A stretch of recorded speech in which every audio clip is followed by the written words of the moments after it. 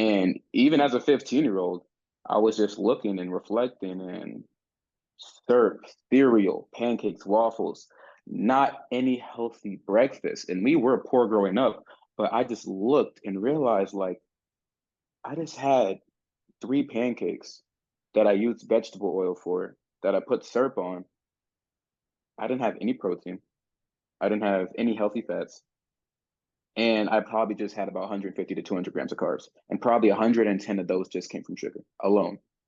Wow, hold up. I know exactly what this is. Hello, YouTube, and welcome to the Body Honesty Project. My name is Lydia, and today I have what I'm calling Lydia's Must See interview. Now, is this an interview with some other big YouTuber? No, it's actually an interview with a very small YouTuber. But this has to be the most compelling story that I've ever heard of a young person leaving fat acceptance and changing their life. I hope you find DJ's story just as inspiring as I did. So, on with the chat. Hi, everyone. Today I have with me DJ from DJ Fitness. Now, DJ is a very young man who recently left fat acceptance. And I saw a video of his on YouTube recently, and I was so compelled by this man's strength on his weight loss journey that I had to invite him on the channel. So, DJ, can you please introduce yourself to my audience? Let them know who you are, what you do, and where to find you. My name is Deontay, but my initials are DJ. And I call it DJ Fitness because a lot of people butcher my name. And it's kind of crazy because it's just Deontay and I have a very common biblical last name. But what I do is I educate the youth and everybody, but specifically the youth, on the damages that obesity can cause, and how social media is influencing obesity and glorifying it, and how that's going to affect our future generation. And that's why I'm passionate, because right now we have an obesity epidemic, especially in the Black community. And I just want to make sure that I can be that person that can educate at least my community, if not every community, and anybody of any age. That is so admirable of someone so young to take that on. So DJ told me via texting that he was a member of Fat Acceptance before, and I asked him to bring me a TikTok that represents the kind of content that he used to consume. So I'm going to share that with all of you now.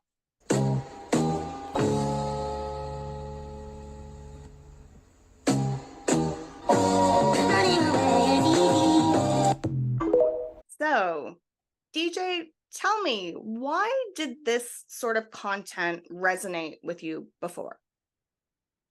This content resonated with me before because I was so conflicted in my health journey. I wasn't being accepted by anybody.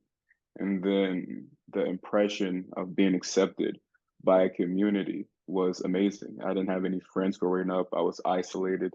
I didn't have a father growing up either, but being isolated away from having any friends at school. I went to a pretty preppy middle school, and just having a community that felt like it was healthy was amazing to me. But seeing videos like that, when I really looked at myself and saw the damages that food was causing me, it just made me look. And when she said that you're not you're not focused on my health, I forgot exactly what she said, but you're not focused on my health, you're just fat phobic. Well, I'm worried about my health, and how am I going to be in this group if I care about my health and my caring nature, I want to care about your health, that's fat phobic. That was so conflicting to me. And then I kind of realized, as I kept scrolling, I kind of had an epiphany. I kept scrolling and scrolling and scrolling and watching all these videos, and I realized, oh, this isn't the message that I thought it was giving. This isn't just about acceptance. It's more than that. And that's when I decided to leave and to really challenge the fat acceptance movement internally. Do you think that you always knew deep down that it wasn't right, that it's defying science? Oh, of course. And I'm not just saying that to agree with you, but I was pretty delusional. Like, putting yourself in a situation like that, you don't want to accept the truth. And your brain is very, very good at convincing you certain things. Mhm. So I feel like deep down in my heart, I knew it wasn't good, but there was a period in time where I couldn't confide in anybody else. So I decided to confide in something that felt right for me, even though it was poisoning me. Well, that's always the question I've always had, because I don't know if these people actually believe that it's healthy, or they know it's not, but they just won't say it. Like I've always wondered, when you're in fat acceptance, deep in fat acceptance, do you deep down actually know that you're killing yourself? Yeah, it's crazy how people just glorify it. Mm. There's a man that I was just watching, and he was, I think you might know who I'm talking about. He was diagnosed with stage 5 lymphedema, and he basically refused medical care to give him. And he's a very, very he's a very, very big person in fat acceptance. He just started a YouTube channel. I just can't remember his name, but he was diagnosed with stage 5 lymphedema, and one of his major concerns about going into fat camp was how can he order food that he can still do this keto diet with. And I saw that today, and I was like, what? Like, all professionalism aside, I was just like, are you serious? It was like I had another epiphany moment, like, wow, even in the face of death, some people just are worried about pleasure. Even if the pleasure kills you, it's really intense. Yeah.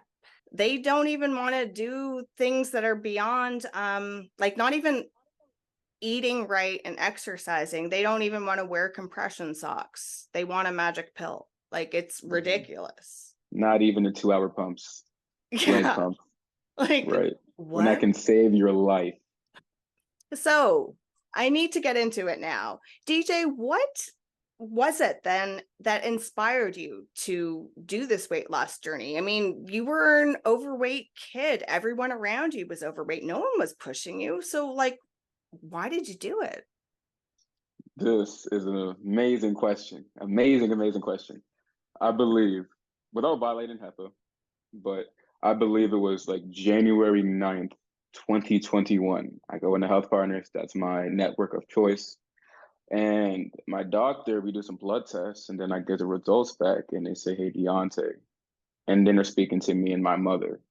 Your son's A1C is 6.4. He's pre-diabetic. And then me not like kind of realizing the grasp of the situation I'm in, I go, well, what is the scale on? You said the scale is 6.5. Once you're at a 6.5, you're classified as diabetic. And then I just really sit there and I'm just numb for the entire rest of the appointment. I didn't feel anything because it just didn't feel real. Like, and then I had all the signs and symptoms. Like if you look at my before photo, all over my neck was super dark. My knuckles were really dark. And even worse, on my abdomen, there was just so many dark spots. And they tried to prescribe me thinking it was like something fungal or anything. And I was clean even when I was fat. So I'm like, it's not helping me. This is bigger than that. And realizing And that, I just want to interrupt for a split second here. Just because we are both people of color, and I hate the fact that fat acceptance Black people will say, you just don't know what Black people look like. This is just our color. You are identifying as a Black person that, yes, the discoloration still happens. It mhm, still happens. Sorry, continue. yeah. So after months of the diagnosis of a fungal infection, all this discoloration, it wasn't normal. Some people have PCOS and they have discoloration, some people sunburn or just genetic causes. But me, it was spotted, it was dark in certain areas, and it was spreading. And I didn't assume diabetes, but after I got to that appointment, it all started clicking. First thing they tried to do is throw me on metformin. And thankfully, my mother was like, hell no, that's not happening. I feel like in that step, I'd be accepting the diagnosis. And even as a 15-year-old with little like knowing of like the medical standpoint or how diabetes even worked, went home and I was just looking and reflecting and syrup, cereal, pancakes, waffles, not any healthy breakfast. And we were poor growing up, but I just looked and realized like I just had three pancakes that I used vegetable oil for, that I put syrup on. I didn't have any protein. I didn't have any healthy fats. And I probably just had about 150 to 200 grams of carbs. And probably 110 of those just came from sugar alone. Wow, hold up. I know exactly what this is. And yeah, the pre-diagnosis of facing diabetes, flirting with diabetes is just, it was the main driver of the weight loss. That's amazing that you were able to come to that conclusion at such a young age without even being forced by your family members or your doctors, I guess, aggressively, that you just looked at it honestly and were able to do that. So, can you share with my viewers some of the biggest challenges that you faced during this whole transformation? Because, oh my God, DJ, it's been such an amazing transformation. Some of the biggest challenges was, it was really myself, because at 15, I don't have any financial backing, no father, so I don't have a masculine role to shape me. And I couldn't believe that I could do it. I was so conflicted and driven that the confliction turned into a delusional reality of, oh, I'm healthy. And then I started thinking back to the fat acceptance movement. And then I realized, if me accepting that movement got me here, then this is actually the problem. Because what if I say, this is fine, this is okay? This is not okay. I've been a CNA for a year and I'm an aspiring nursing student. And I work with people with diabetes, people with double below the knee amputations. And just seeing that was just eye opening, and all the complications that come from diabetes too, that I learned about, was really one of the biggest factors in that. But another struggle that I had was finding healthy foods and learning about nutrition.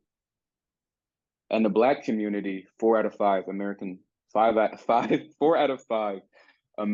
African American women are obese. At least I think that was the 2020 or 2018 statistic, and it's not getting any better. There is a lack of nutrition in the Black community, especially in the single parent Black community.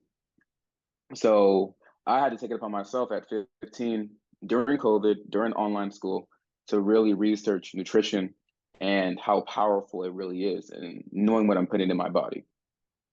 That's quite a lot of responsibility for a young person that would normally be depending on his parents to teach him all of these things.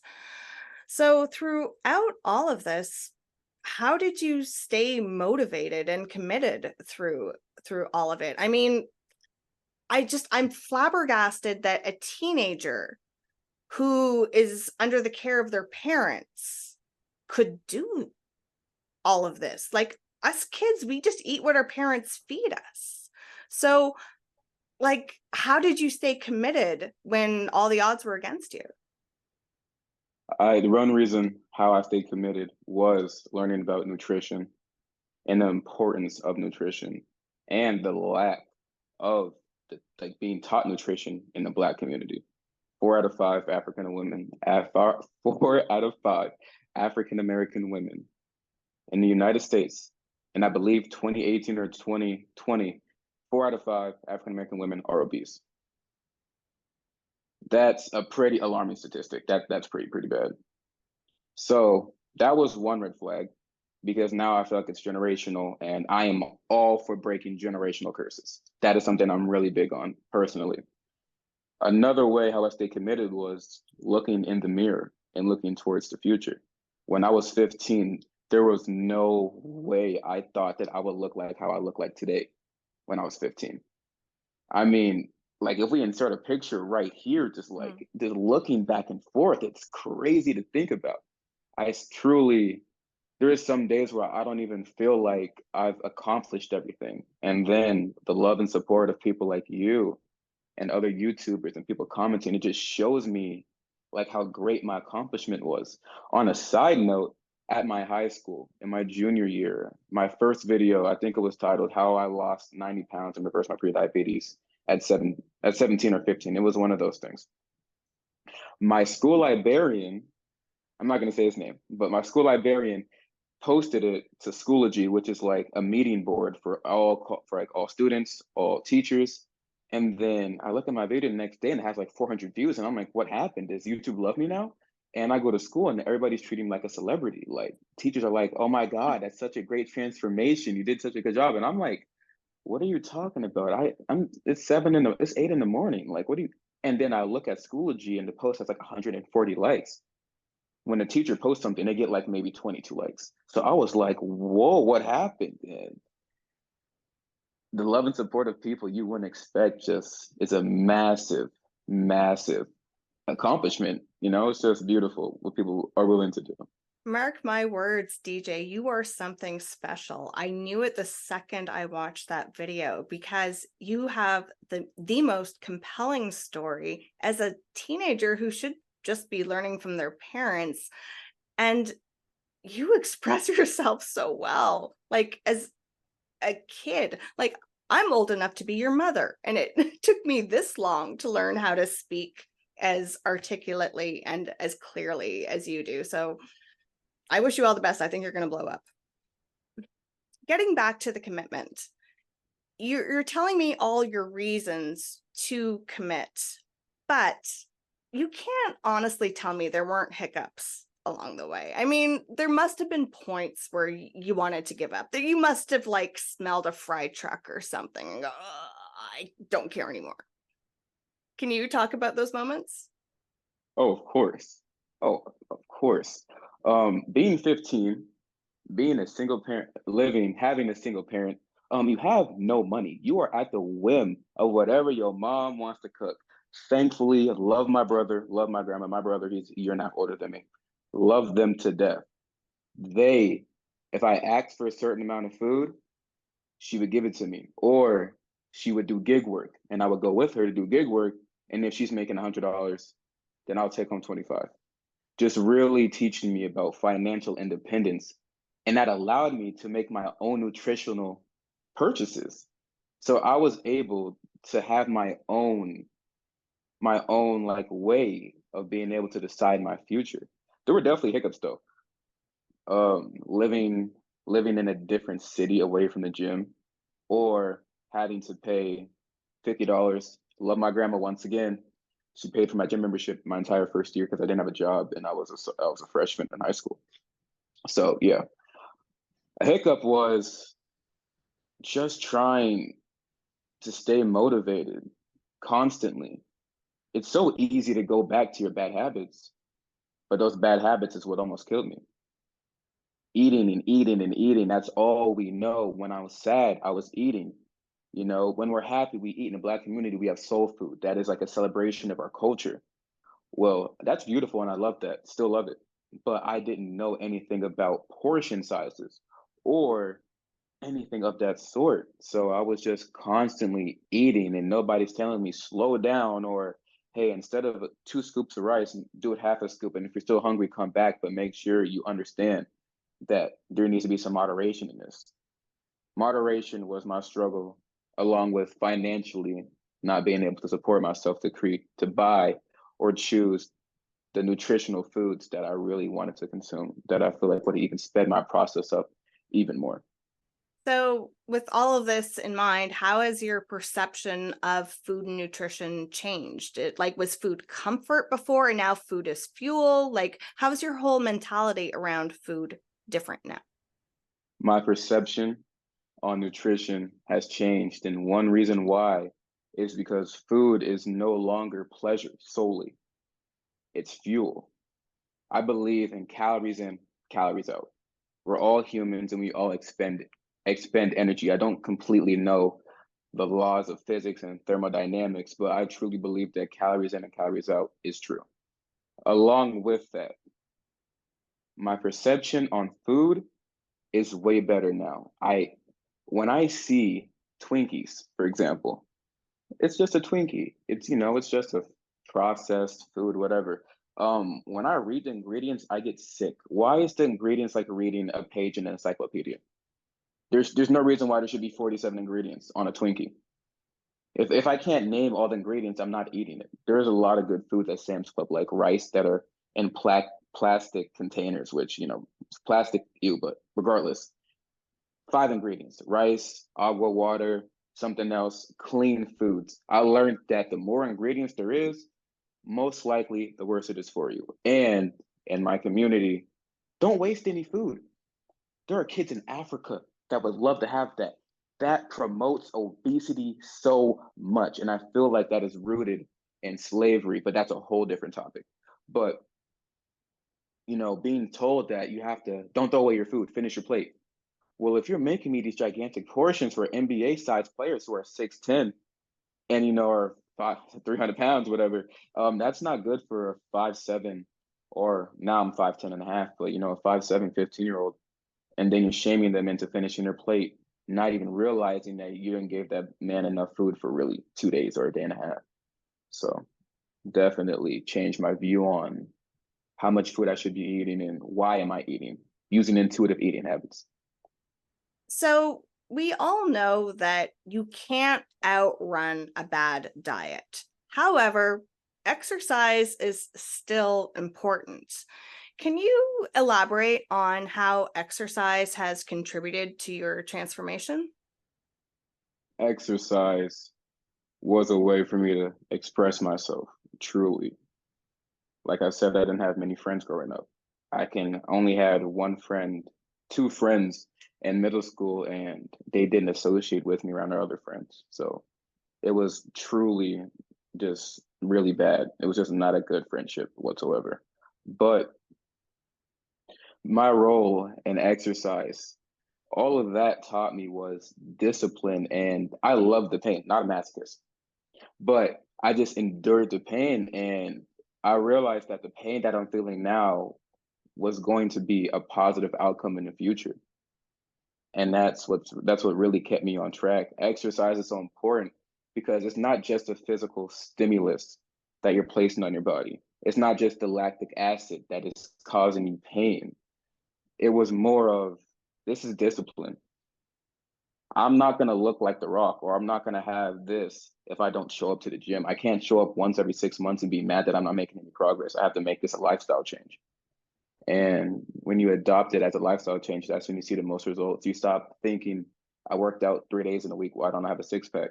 You start thinking of, this is really fun. And oh, it's been a month. And wait, is that loose skin? Is my arm getting a little bigger? Oh, that's really cool. And little moments like that taught me just how nice it is and how much of a pleasure it is to be able to enjoy fitness and workout. I always found that having an exercise regimen is good for everybody's core values. Like it's beyond just improving my body. I like having a commitment. I like planning time to take care of myself. I mean, there is a reason why I am 44 and look the way I do because I commit time for activity. You are not 44. No way. I am. I am very much 44 and I have a child your age. Yeah, that's could have fooled me.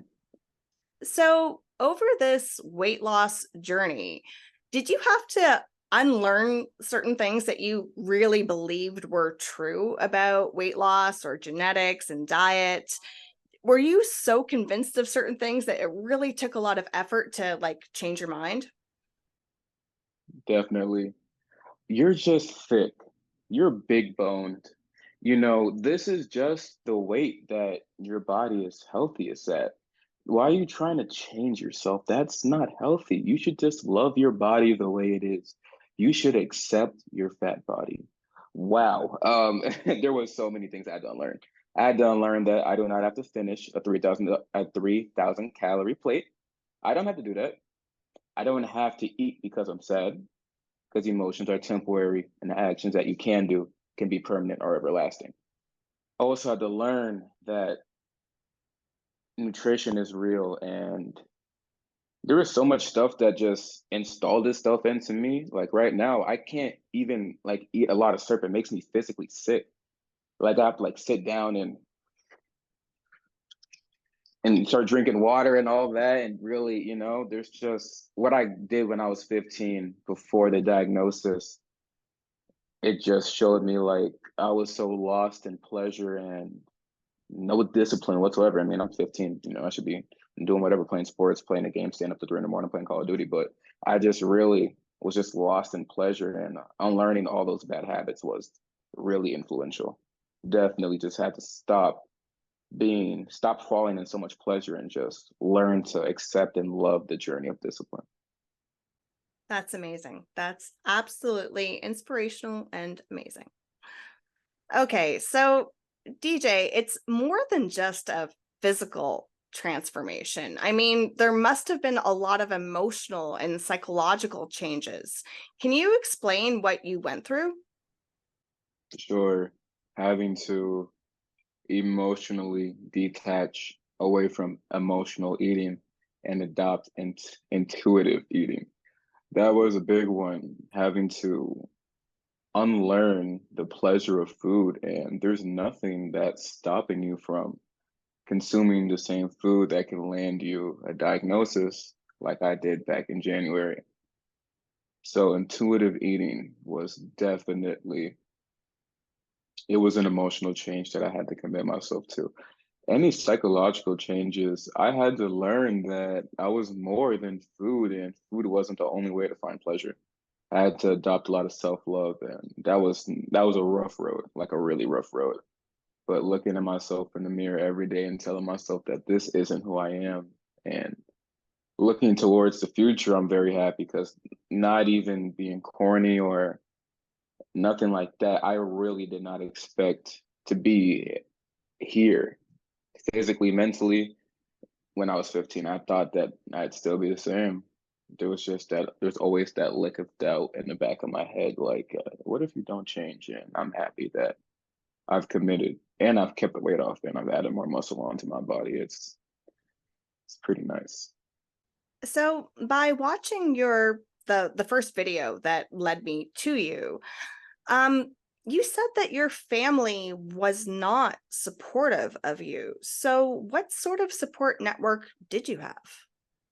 My support network was my brother and my grandma. My brother, he was the person telling me, like, I'm not going to do what you're going to do, but I believe in you. And that's really all I needed, was to believe in myself. And him telling me that gave me like a lot of courage as an older brother, my older brother. That was something that I still thank him for today.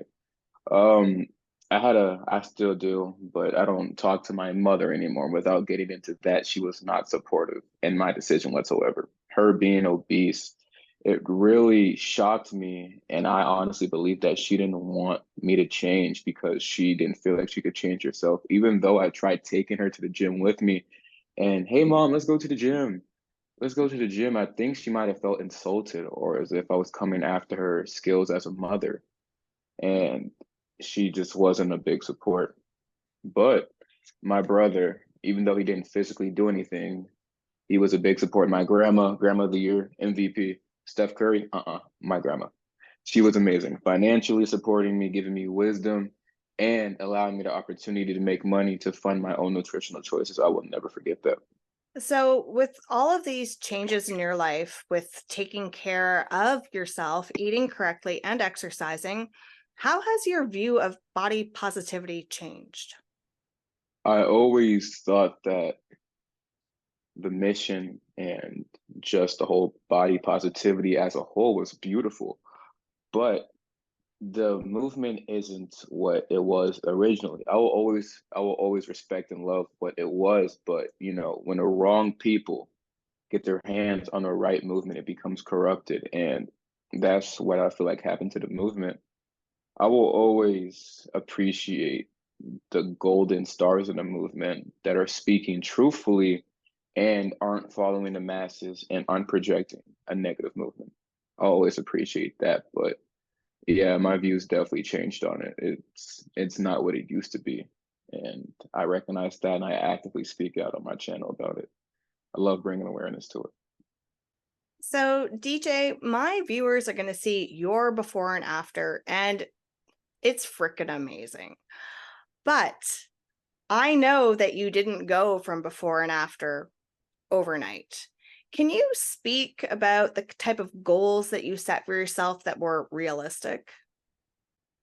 Of course. My goals at first was originally just to keep doing it. During the first month, I researched Dr. Jason Fung, and he has a lot of videos about how to reverse prediabetes. And when people hear water fasting, they think eating disorder. They don't, a lot of people now, it's common, but a lot of people back then did not believe in the power of rejuvenating your body and ketosis and cell turnover. So with that, I was water fasting for about the first month. That was just strictly to weight loss was a byproduct of that. It was mainly for my health, and the major one was to decrease, decrease my insulin sensitivity. Instead of it constantly being this high, eating high processed carb loaded foods, keeping it low for 23 hours and then spiking it and then doing that over and over, it makes your body get adapted to that low insulin response. And that is what I did. But yeah, that was my view of just helping myself with the insulin resistance part because the pre-diabetes diagnosis was the most terrifying part. But setting realistic expectations for yourself. What I did was realize that I can't go from before here to after here overnight. That's impossible. I can't even get there in 6 months. So what can I do? I can enjoy the process. I got to stop comparing myself to other people and be happy for the strides I'm making every single day and then every single week. And then those weeks turn into months and then those months turn into years. And then you realize how quick time goes and how fast that your accomplishments and your desires and your discipline, how far that can take you. And I believe that you should just take it day by day. And then once you can adopt yourself to that lifestyle change, then you can start going like month to month. I find it truly amazing that you were able to get yourself out of fat acceptance and make such a big change. So, in your opinion, I mean, you're one of the few. What are the dangers of fat acceptance? Some of the dangers of fat acceptance for me is promoting obesity. I really do not care what anybody in the movement says. If you have a following, you're promoting something. If you have a TikTok and you vape, you're promoting vaping. Don't sit here and tell me that you're not promoting it. I don't care. If you're in the fat acceptance movement and you're just dancing and you're smoking or doing whatever you're doing, even if you're not saying binge yourself to this insane weight and then lie about it being healthy, you're still promoting obesity. And there are so many impressionable people. Like I was insanely impressionable when I was 15, especially when I was 14. And knowing that there are going to be kids out there that are going to see content like that that are somehow is going to end up on their For You page or their algorithm on their device, and they're going to be shown that, I just pray that a video like mine can show up, or that there's somebody that can tell them like, hey, that video, no, just get rid of it, don't even watch stuff like that. So yeah, that is one potential danger of the fat acceptance movement. Another danger was just how widespread it is with the use of technology. You can text somebody anytime. It doesn't matter where they are, what time zone they're in. You couldn't do that 50 years ago. So knowing that these videos can be they can just be shared around the world and they can blow up and reach anybody is just, it's good. But for this movement and what they're projecting, I believe that it's a pretty scary danger. I 100% agree. I'm getting more and more scared, especially because I've got kids that are your age and younger, and I don't want them to soak up this message. It's lies, it's absolute lies. So, being a teenager still, I mean, teenage lifestyle is junk food, it's parties. Like, How do you navigate your social situations? So I am an ambassador for a college in Minnesota. So I represent my school for that college in the program that I'm in. Um, I do not smoke, I do not drink, and I feel like my self-image really matters. So there is no way I'm associating with people who do that. Nothing against you, not speaking to you directly, but nothing against the people that decide to smoke and drink. We all have our own vices, the health dangers. You choose that life, that's what you do. But personally, I'm not the type to party and drink. I'd rather just go to the gym or go home and play the game or just like talk to my friends in my room or do something like that. Um, I do not like fast food that much anymore. You might see me eating like a $5 baggie bag. You know, I'm human. I'm not going to sit here in line and never eat fast food ever again. That's a lie. But I just don't find the desire for it. Like somebody will be like, "Hey, you want a donut?" My friend today, she's like, "Hey, you want a donut?" I'm like, "No, you can have it. I'm fine." But I just had no inkling for it. A year and a half ago, when I was fasting or if I was leaving the gym, I might have took that donut, but I just wasn't in the mood for it. Of course, I'll eat a donut probably in like a month, but I've learned to take that pleasure away for like the long-term discipline. Of course, I eat good food and stuff, but I'm not just some crazy person that eats chicken and rice and broccoli every single day. No, I still have variety in my diet, but I've often wondered, like, I wanted to pose this question to people that are consuming a 100% processed fast food diet to switch to healthy food for 2 weeks and don't count calories. You're not on a diet because usually these people, the only time that they try healthy foods is when they're counting calories. But I would like them to try for 2 weeks to not eat processed food, to eat lean meats, vegetables, whole grains as much as they want.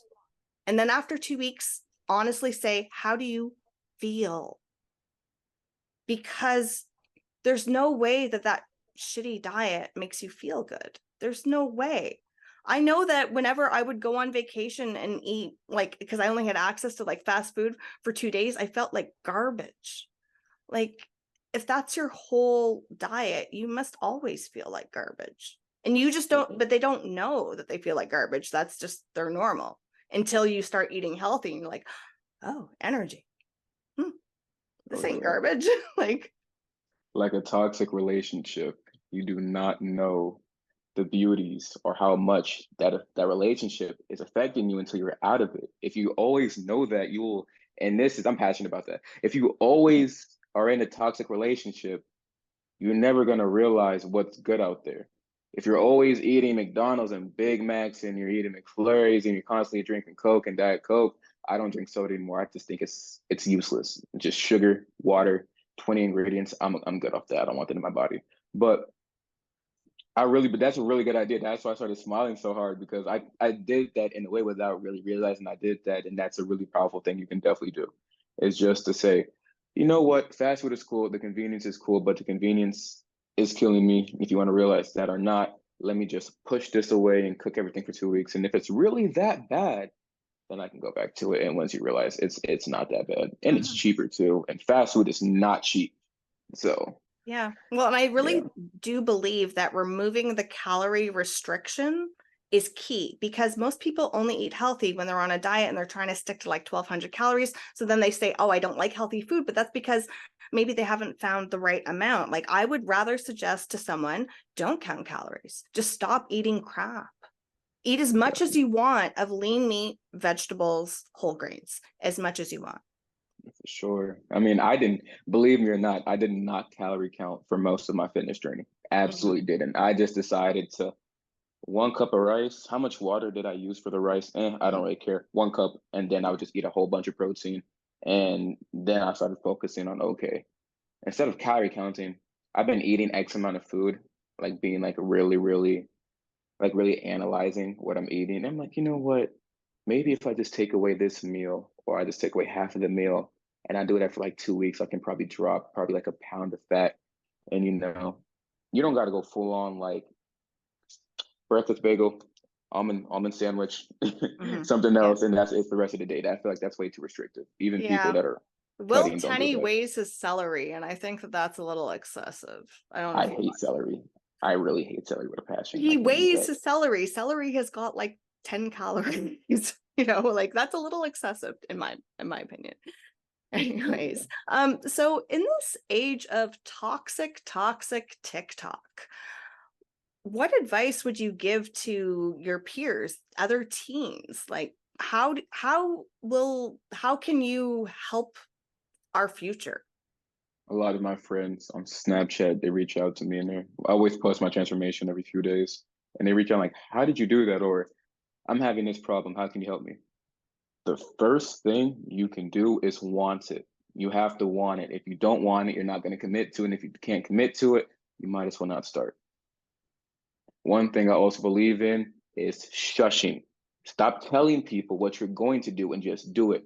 I think there's some statistic out there that's like every time you tell somebody your goal, like X amount of, you're actually going to commit to your goal and complete it. Like just the shush, do your goal, or inspire others to do it, but make sure that you're actually doing it before you tell people that, because I've done it obviously. But yeah, I would say don't tell people about your goals, especially if you're in like a not good circle. Like me, people around me were shunning me and doing all types of stuff to me and telling me all types of stuff when I tried to lose weight because everybody around me was obese, and I still made that decision because I was so cemented in my idea and I was just tired of the life I was living. People got to want it, and if they don't want it, they're not going to do it. I would tell everybody pick up a dumbbell and see how it makes you feel. Enjoy the pain. Don't injure yourself, but just enjoy the pain and realize that just because it hurts now, you're going to respect and love yourself so much for just deciding to endure the pain.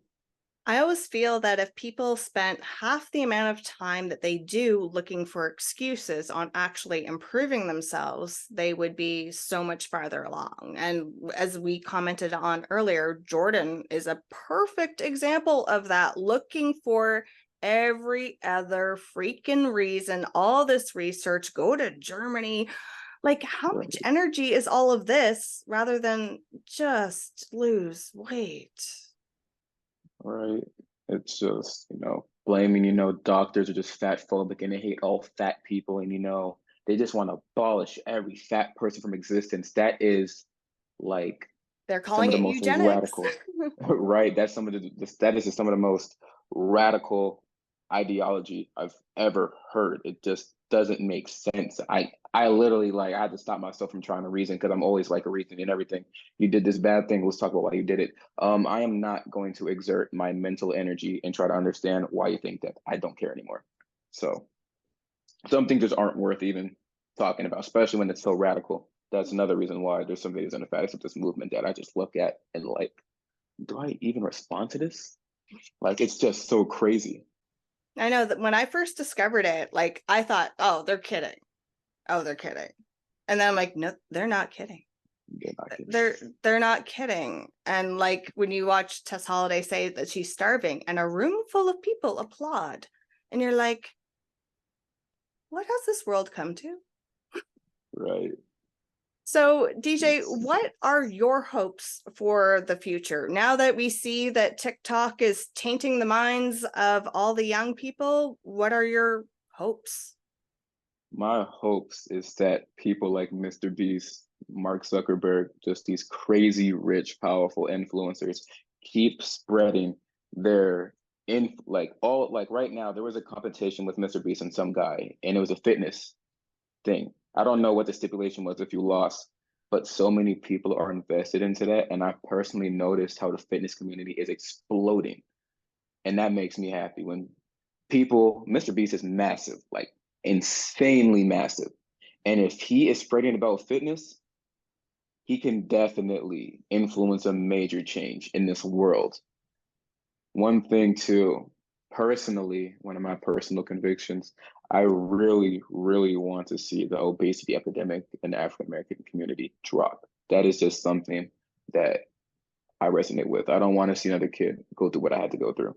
It's You shouldn't have to go through what I go through to enjoy life. You should enjoy life without having to live with stretch marks all over your body just because of you joined a movement and you were lost and you look for acceptance at the wrong time and the wrong people. I Mhm. don't believe anybody should have to do that. Well, you're very fortunate that you lost the weight while you're still young, because those stretch marks would have been a lot worse if you did it when you were 40. for sure. So, before we conclude this interview, DJ, do you have any final thoughts to leave with my audience? My final thoughts I want to tell all of you. First, subscribe to my channel, of course. It'd be amazing. But the final thoughts that I want to leave with you guys is if you believe in something, keep believing in it. Don't allow anybody's judgments to sway you. They will literally tell you, I am fat and you will love me. And if you don't love me, that's fat phobic. Can you imagine somebody that identifies as gay saying, if I am gay and you don't love me, you're homophobic? I don't have to love anybody. It doesn't mean I hate you. It doesn't mean I hate what group you're in or what you identify as, but it's so radical. And I believe that you should stay strong to your convictions. And if you believe in something, don't allow any events in your life to sway how you think. Fight for what you think is right. That's such a powerful message, DJ. Thank you so much, DJ, for joining me today. It was a pleasure to have you on my channel, and I really, really hope that all of my subbies go and check you out. Your content is excellent, and you have such a great message to share. Thank you so much for having me on here. I really appreciate it. I'd like to thank DJ once again for joining me on the channel. Your story will be inspiring to so many. And to everyone that made it to the end, please do like and share this video. I'd like DJ's story to get in the hands of so many more people. And of course, go check out his channel and like and subscribe to his videos as well. So until next time, stay body positive, but also body honest.